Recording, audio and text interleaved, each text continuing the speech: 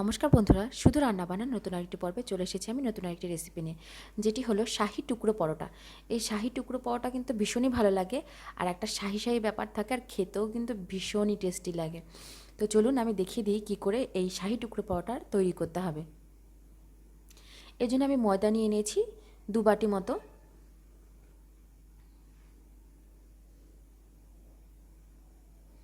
দু বাটি মানে এখানে 250 গ্রাম মতো ময়দা হবে। আর এর মধ্যে নিয়ে নিয়েছি আমি 1 চিমটে লবণ, হাফ চামচ মতো চিনি, 1 চামচ ঘি,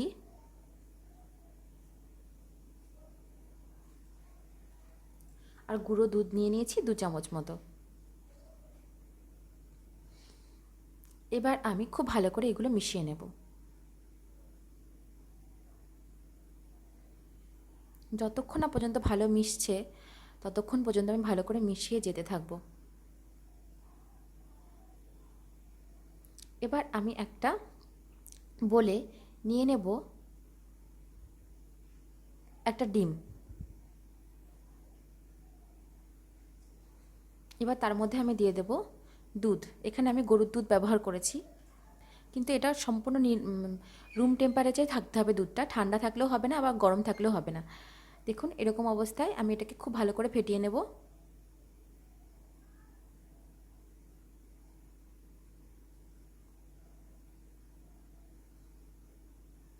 এবার এই মিশ্রণটা আমি অল্প অল্প করে দিতে থাকবো, আর এই ময়দাটা মাখতে থাকবো।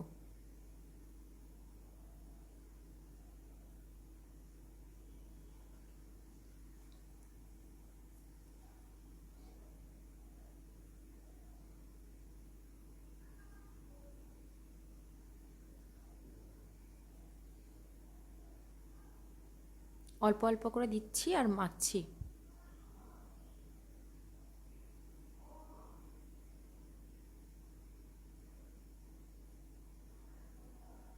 এবার আমি এর মধ্যে কিন্তু একটুকু জল ব্যবহার করিনি। যেটুকু আমার দুধ বেঁচেছিল আমি সেটুকু দুধ দিয়ে মেখে নিলাম।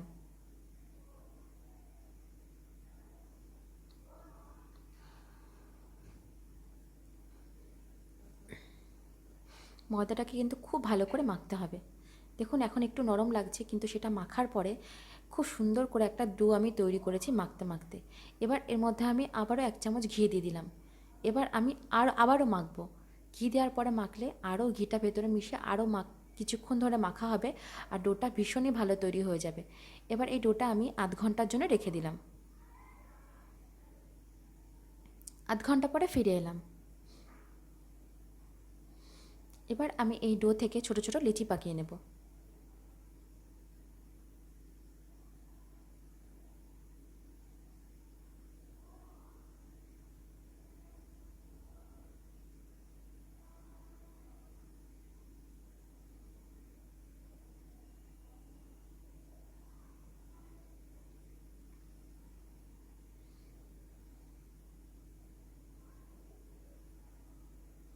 এবার আমি ওই লেচি এবার আমি লুচিগুলো এক একটা করে বেলে নেব। দেখুন প্রথমে আমি গোল রুটির মতো করে বেলে নিচ্ছি।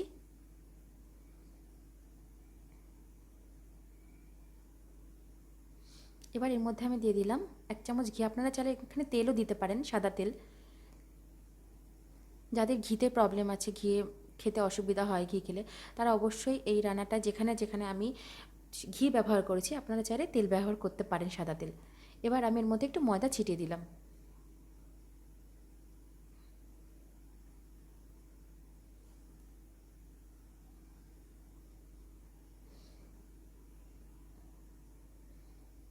এভাবে আমি এটাকে মুড়িয়ে নেব।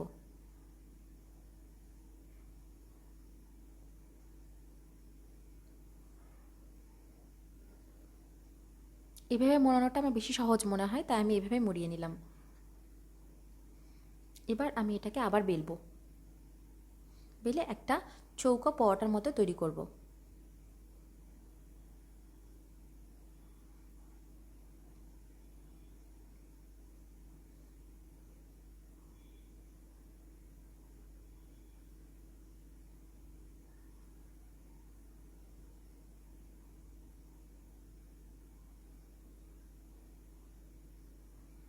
চৌকোভাবে বেললে দেখুন কোনাগুলো একটু মোটা থেকে যায়, তাই কোনাটাকে আমি একটু টেনে আর একটু বেলে নিলাম, যাতে কোনাগুলো মোটা না থাকে, সমান মাপের যাতে হয়ে যায়। এবার আমি ওই কোনা বরাবর কেটে নিলাম।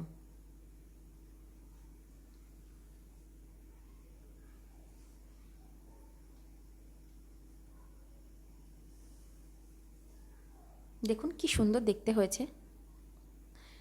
এবার আমি ওই টুকরো টুকরো পরোটাগুলো এবার আমি ডুবো তেলে ভেজে নিলাম। এখানে দেখুন আমি ছোট্ট একটা কড়াই ব্যবহার করেছি, যাতে আমার অল্প তেলে অথচ ডুবো তেলেই সব ভাজাগুলো হয়ে যাচ্ছে। আমি খুব এগুলো লাল করব না, একটু সিমে করে, গ্যাসের পাওয়ারটা একটু সিমে করে দিয়ে আমি ভাজবো। আর অবশ্যই নামানোর আগে গ্যাসের পাওয়ারটা আমি বাড়িয়ে দেবো, যাতে তেলটা অ্যাবসর্ব করতে না পারে পরোটার মধ্যে। এইভাবে আমি প্রতিটা ভেজে নেব। দেখুন পরোটাগুলো দেখতে কি সুন্দর হয়েছে। এগুলো দেখতে যেমন সুন্দর, কিন্তু খেতেও কিন্তু ভীষণই সুন্দর। আপনারা অবশ্যই কিন্তু একবার বাড়িতে ট্রাই করে দেখবেন।